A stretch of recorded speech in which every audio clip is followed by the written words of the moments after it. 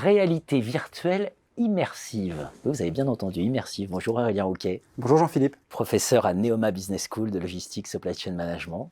Et donc on va parler ensemble de réalité virtuelle immersive. Qu'est-ce que c'est que ce machin? Alors ce machin, ça se présente en fait comme une application qu'on peut télécharger sur son téléphone portable, sur son smartphone, sur les différentes plateformes. Application qui permet en fait de visiter en salle de classe un drive, qui est le drive de Leclerc à Saint-Brice-Courcelles, qui au moment où on a réalisé cette application était le plus gros drive de France. Et donc concrètement, les étudiants à l'aide de leur téléphone, ils téléchargent l'application, on leur fournit des casques de réalité virtuelle, et ils utilisent le téléphone et le casque pour s'immerger pendant 20-30 minutes et visiter et se balader dans le drive. Et puis ensuite, moi concrètement, je demande aux étudiants en groupe, à l'aide non pas de ce truc, mais d'une bonne vieille feuille de papier et de stylo, de modéliser les flux logistiques au sein du drive, et puis après de l'analyser stratégiquement et de repenser la manière dont ce drive a été conçu. Ça a été primé, hein, j'ai oublié de le dire. Ça avait été primé. C'était le prix, trophée du Digital Learning 2020. Hein. Exactement. On a eu un prix dans la catégorie qui m'échappe là aujourd'hui, qui sera remis là effectivement bientôt. Très bien. Donc voilà, un machin qui a remporté un prix quand même. Hein. Alors concrètement, comment elle a été développée cette application? Alors c'est un projet qui finalement a duré 2 ans. On a d'abord effectivement démarché Leclerc qui, après discussion s'est trouvé intéressé, notamment parce que Leclerc y voyait un intérêt pour eux, au sens où quand ils recrutent des employés pour travailler dans le drive, des fois les employés se rendent compte que travailler dans un drive, c'est pas pour eux. Il y a une espèce les opérations qu'ils doivent prendre en compte, ça les intéresse pas. Et donc ils voyaient dans l'outil un moyen de plonger dès l'entretien d'embauche les futurs salariés dans le drive et de leur montrer effectivement à quoi allait ressembler leur travail. Donc on a eu d'abord cet accord de Leclerc, à travers notamment l'accord du directeur du directeur de Leclerc qui est Paul Pajot. Et puis on a développé un scénario pédagogique que j'ai développé avec l'équipe du Learning Lab de Neoma Business School, avec notamment Jean-Philippe Bertrand et Marie-Laure Massuet. Puisque ce qu'il faut voir, c'est que ce n'est pas uniquement de la technologie. On est parti d'objectifs d'apprentissage, et moi, mon intérêt, c'était de développer quelque chose qui soit intéressant d'un point de vue logistique. Donc j'ai fait un script pédagogique avec des choix. Et par exemple, un choix, c'était que l'application n'allait pas être linéaire avec étape 1, étape 2, étape 3, et que l'étudiant, l'apprenant, allait pouvoir circuler dans le drive d'une étape à une autre, un peu comme il le souhaitait. Et puis une fois que le scénario a été validé, j'ai écrit les textes pour les différents salariés du drive, le directeur du drive, les responsables des approvisionnements, les préparateurs de commandes. Et puis on les a fait répéter, parce que évidemment, ce n'est pas des acteurs, mais c'est des salariés qui travaillent dans le drive, qui disent le texte qu'on voit dans l'application.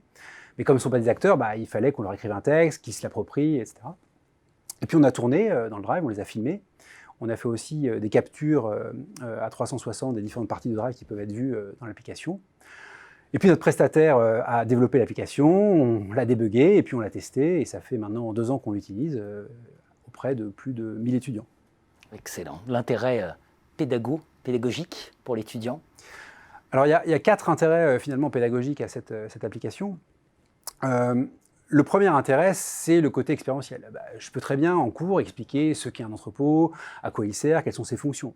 Mais là, avec l'application, ils expérimentent physiquement ce que c'est. Et donc c'est quand même beaucoup plus puissant, cette pédagogie active, que cette pédagogie didactique qui est un peu plus difficile pour un certain nombre d'étudiants. Deuxième intérêt, la massification. Jamais j'aurais pu emmener 1000 étudiants en 2 ans visiter un entrepôt, c'est pas possible. Troisième avantage, le contrôle très fin que j'ai sur le contenu de la visite. Quand je vais visiter des étudiants des plateformes logistiques, suivant qui présentent, on va dire des choses, on va en oublier d'autres, alors que là, j'ai exactement ce que je veux. J'ai à un moment donné dans l'application la personne qui va me parler du code barre sur lequel je vais pouvoir rebondir parce que ça répond à un objectif d'apprentissage que j'ai par rapport au système d'information.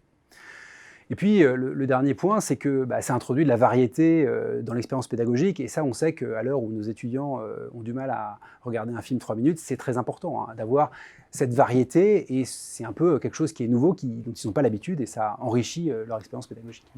Il faut rendre hommage à Neoma d'avoir soutenu cette application. Hommage peut-être aussi à Leclerc, Ouais. de s'être prêté à l'exercice. Comment ça s'inscrit dans une stratégie générale d'école comme Neoma?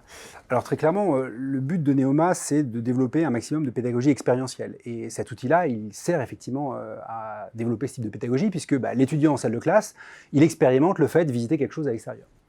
Et on a vraiment une stratégie autour de la réalité virtuelle avec le développement depuis 4 ans d'un certain nombre de cas. Il y a d'abord eu un cas en marketing, puis ce cas-là en logistique.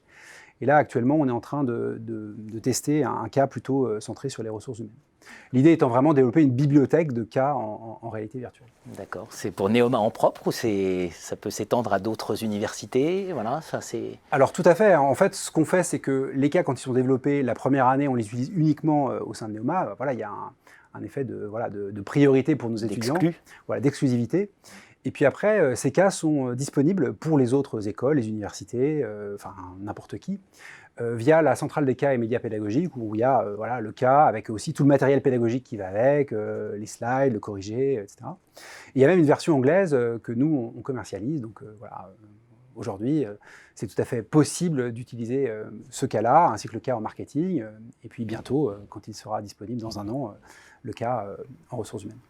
Quand la pédagogie se réinvente avec la réalité virtuelle immersive. Merci Aurélien Rouquet. Merci Jean-Philippe.